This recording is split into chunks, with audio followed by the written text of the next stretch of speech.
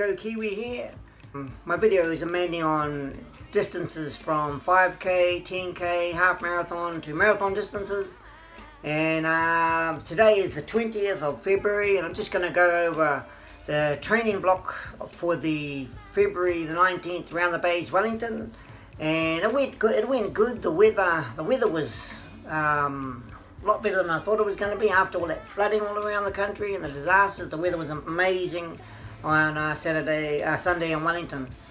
And the training block, just go a little bit over how it has gone building up to now.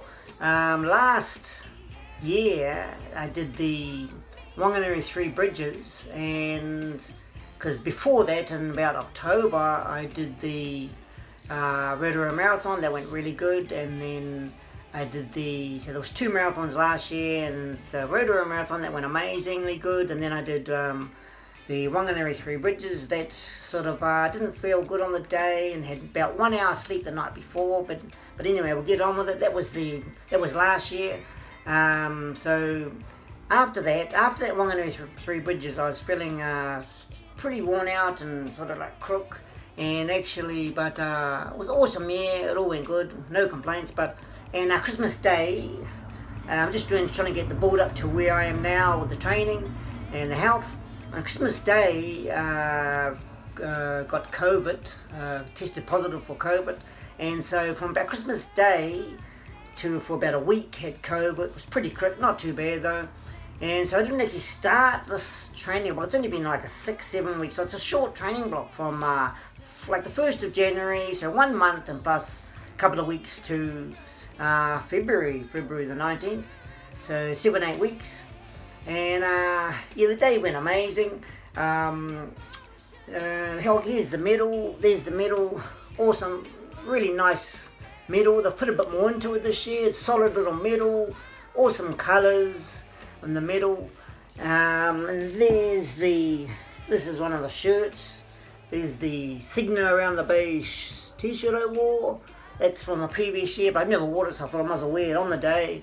And a little bit of history of the Signo Round the Bays, Wellington Round the Bays. I'll just quickly go over a little bit, just out of interest.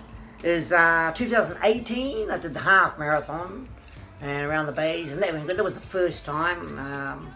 So I didn't actually think I did that many times, but I know I did the half marathon was the first one. I did 2019. 2019 I was trying for the big sub 40 minute 10k, and I think I did 40 minutes then. It's within seconds of difference. So and then 2021 did it again, and that was like 40 minutes or 41, but there it was 2021. And then I did it last year, and the funny thing is, because of COVID last year it turned into a virtual, so there's I completely forgot I even did this when I was talking to people yesterday anyway, but there was the virtual, and out of the times that I've tried around the Bays, I couldn't get under that 40, couldn't quite get there, so close to get under the 40. When I did the virtual, just here in Levin, down the Gladstone Road track, 4 or 5 times down a 2k track, I did 39 minutes and 50, so that was good. But yeah, so that was good. That was last year. It's funny how just in the virtual I got better than actual Wellington. I think Wellington is always windy, and that wind does make a bit of difference, that's for sure. Yesterday was perfect weather though, can't complain. Really good weather, nice, warm. Got up in the morning and it was warm. It's just that usual wind. And when you're running, I notice when you're running around the bays, you come into one bay and the wind straight coming out, and then you come around the next bay because it's in a different kind of bit more shelters, not much wind. Then you come around towards the airport, more wind. But yeah, so that's the ones. And also did last year, 2022, Wellington. This is the Wellington Marathon, but that was a half marathon for the Grizzly Volkswagen Marathon, and that was amazing. I've got that on one of my earlier videos, and so that's good. I've actually done that a few times when I went around the Bays, and just going over a little bit of how the day went. This year they've changed the starting line, and it was at Waitangi Park, And I've been past Waitangi Park heaps of times in the past, but I didn't quite know that was Waitangi Park. So I went up there on the Saturday, picked up the bib and hunted around. Where's Waitangi Park? Because they changed it at Frank Kicks Park. It's getting all done up. Frank Kicks Park is getting done with. They had it in previous years. So I actually thought it was better at Waitangi Park. It's just a nice, really awesome atmosphere. But because it was like a dollar coin, free parking, but it's just a cool hard dollar coin, parked down at the Sky Stadium. So I parked. It was either parked down there or parked further up, closer to Waitangi Park. But then I thought, but after the run, you get a free bus back to the station. So I thought I might as well leave my car down at the Sky Stadium and catch a free bus later on after the run down there. I didn't actually get any footage this time of the race. I got a few photos of where I stayed the night before, but you had to put a drop bag off because it was a point-to-point race, and I didn't really want to put GoPro camera and iPhones in there just in case the drop bag got lost. Who knows? But yeah, but the day went amazing, awesome atmosphere. And because I walked from Sky Stadium, I wasn't quite sure how long it was going to take, so I took off extra early in the morning, got to there 6 o'clock at the Sky Stadium, and the park there, and then started walking up. But the 10K didn't start to 8:30, so I had a bit of time to fill in. I did my usual little warm up. This was when I stayed in the youth camp in Elsdon, Poro. And that was awesome. Night before, went up for a walk up the Elsdon Bush, the usual. I really like staying there, and they're really well organised and really cheap accommodation. Awesome. And so I got there because it didn't take that long at all, really. Not that long at all, walking from the Sky Stadium to Waitangi Park. So I got there about more than an hour to go before the race started. But I was there chatting to different people, amazing amount of people this year, chatting to different people, and I saw a half marathoners take off, and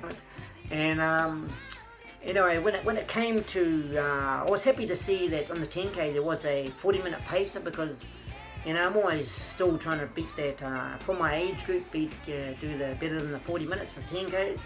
So they had a 40-minute pace, and I thought, wasn't quite sure what my approach was. And earlier on in my videos I was saying I'm going to do a PB, try and get 39 minutes, 38, 37 this year. But at this stage, because of has been a pretty short training block just from this month, January to now, and I was a bit crook over Christmas. It took time to build up some base mileage, and then I did do some speed intervals, which I'll talk a bit about that in a minute. But at the starting line, I didn't know what my approach was. I thought I was just going to use it like a time trial. I knew it wasn't going to be the PB, but I just wanted to. In the last couple of minutes before, I thought, all right, I'm going to kind of break the rules, not worry too much about time, and I'm just going to, like most people, the right thing to do would be start out slow, go hard the second half. I didn't want to do any of that. I just wanted to run, have a bit of fun, run hard from the beginning, and see if I can hang it in there. And I thought there was a 40-minute pace was there, and so I thought I'll take off. And the main thing is, as long as that 40-minute pacer doesn't pass me, I must be doing okay. And as I took off, and totally too fast for my fitness in the first couple of Ks, was 3 minutes 38 pace in the first K.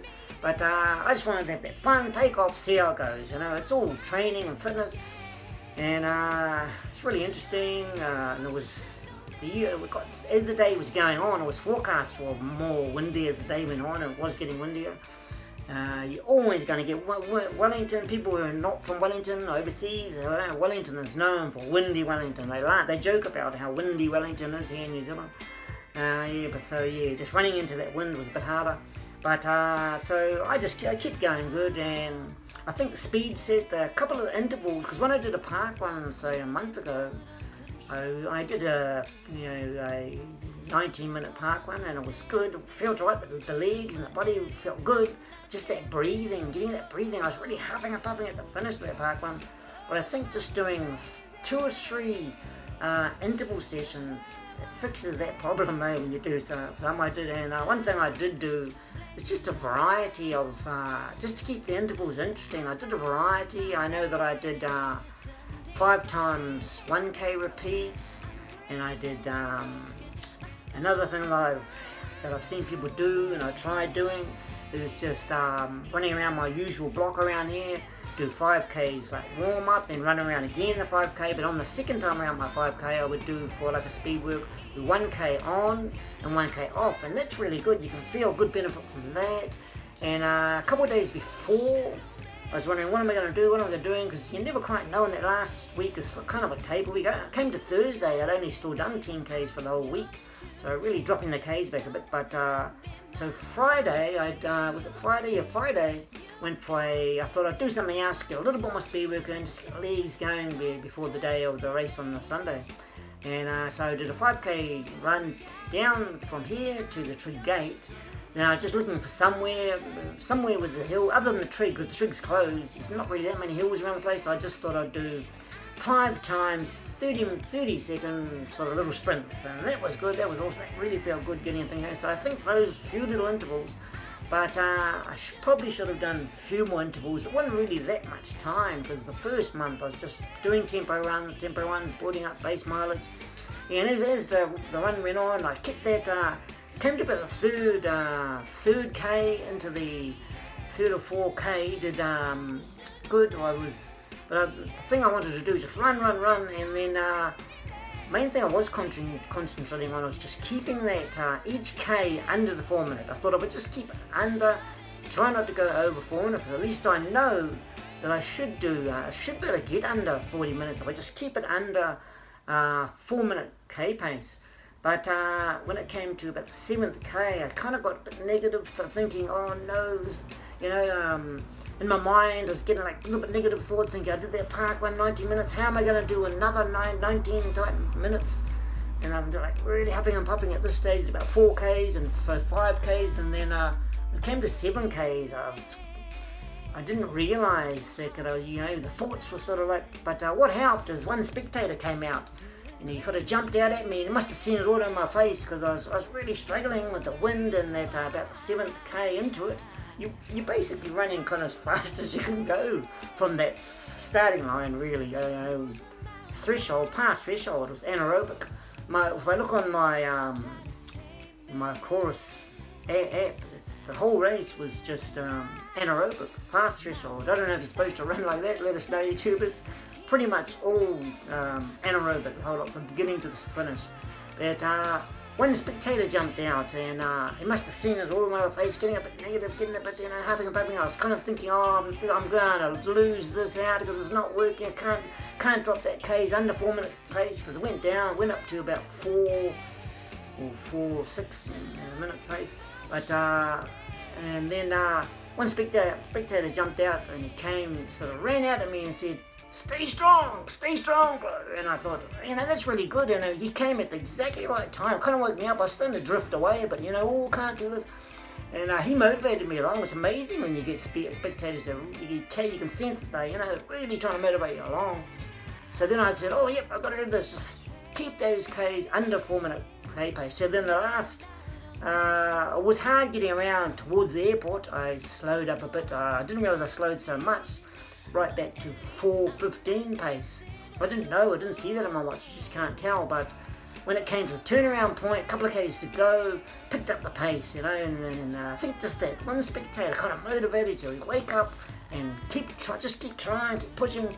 And I thought at that stage, I looked at my watch, about 33 minutes or something, about a couple of Ks, and I thought I'm going to make this quite easy under 40 minutes, and if you see right at my pace on the Strava app, right at the finish line, I could see it was like 39 minutes, 40 seconds, or 20 seconds or something. So I did the sprint, tried a little sprint, the pace went up to about 3:20 at the last little sprint, but just didn't do it. Finished in a time of 40 minutes and 11 seconds. I came 34th. I didn't realise there were so many people. I heard someone say there in the half marathon there was 1,300 people and something like 1,000 people, 1,100 people in there in the 10K. But when I got back, got the results, got a bit of a surprise. I came 34th out of 2,351 people.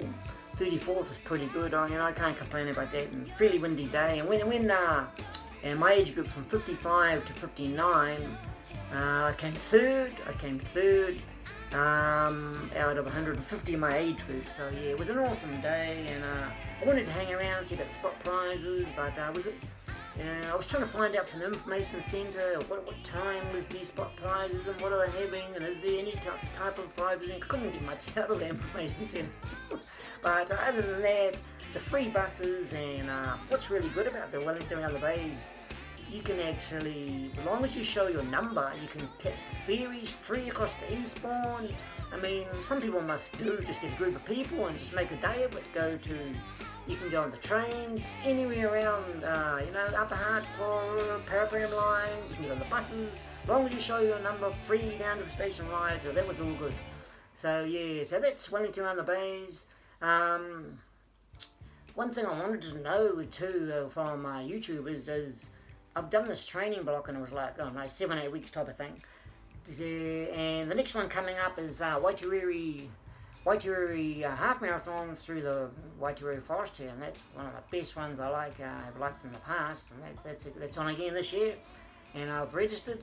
And the thing I wanted to ask was, it's kind of gets a bit confusing because doing that 7-8 week block now, and then another 8 weeks from now is April the 16th, roughly another 8 weeks.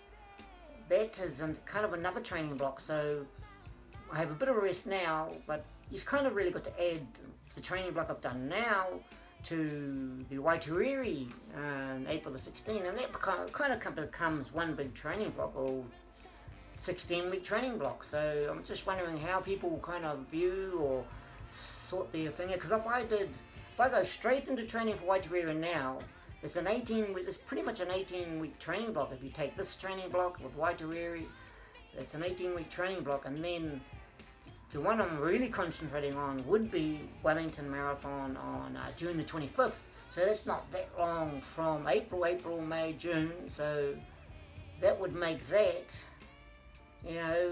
another short training block. So I'm just trying to work it out. The best way might be I can either go straight into just carry on training now, do Waitereri, and that becomes like from Christmas 18-week, roughly an 18-week training block until Waitereri Half Marathon. But I think the other way to look at it is go easy this week and start the next one. When I start training for Waitereri, I'm really training another 18-week block to Wellington Marathon, because that would be about 18 weeks from now to June. It's about another 18 weeks. So yeah, just wondering how people work out their training blocks, and to make sure, because you don't want to finish Waitereri and realise you're pretty worn out because you've done one 18-week training block, and then you have a little bit of rest and then straight into another short training block to try and do the Wellington Marathon. I know some people, they don't really do training blocks. Like I know Colin, who comes on here, he's been running for over 20 years, and he's brought up such amazing aerobic fitness. I think runners get to a stage where they don't really have to build up training blocks.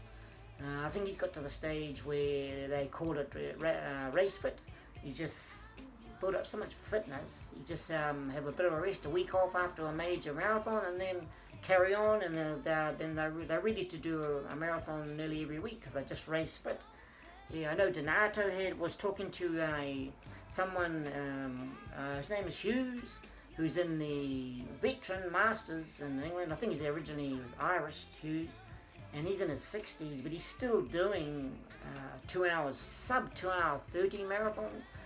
And he was talking about just you get to a stage of being race fit. A lot of runners like me, and a lot of runners who've been running for a while, but most people are building up, 18-week training blocks of 4 weeks or so, base building, and then adding in tempo runs, and then adding a few more months or so of speed work. But I'm pretty sure you get those runners who do marathons, they're just called race fit. They've been running so long, they don't have to do training blocks or anything. But if you want to correct me on that, let us know. Let us know how it works. People who know more about running. And there's some really good channels on YouTube I've been looking up lately. and I'll put a link to one of the best channels on YouTube that you might like to watch too. His name is Stephen. I'll put the link to his channel. He's an Irish dude, elite runner. I mean, some people might think, oh, what are you doing watching these elite runners and we're just kind of old dudes running around, but I think at any age you can learn, and some of these elite runner dudes, they absolutely been through everything you can know about training, so it's good to learn off him. I'll put a link there to what I think is he just does amazing videos. So that's how the race went, and I'm just trying to figure out how do you, people who know about their running and they do marathons a lot, how do you actually break up training blocks? Because sometimes it just feels like you're going straight from this training block to the next training block. For the half marathon in April, you might say it's one big training block over, it's 18 weeks. So that's about it for now, YouTubers. Hope your running is going well. Let us know in the comments have you had any races or runs last weekend, or what's coming up. I know a few YouTubers that I've been speaking to, and I've got a race on April the 16th as well, so that'll be good. That went good. It wasn't exactly the time that I wanted on that 10k, but I'm not worried. I wanted to race it, just give it a go, run hard and see how it goes, and it brings a bit of fun back to the racing, kind of old style, just run. And it was good, not every race is PB, so that's good. Thanks, YouTubers. Subscribe, share, and hit that like button. See you.